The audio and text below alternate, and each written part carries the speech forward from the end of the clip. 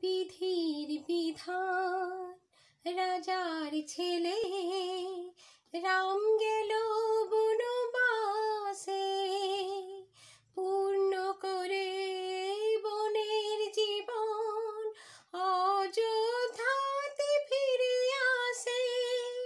বসলো আবার সিংহাসনে, সেজেলে ওদের ছলনায়,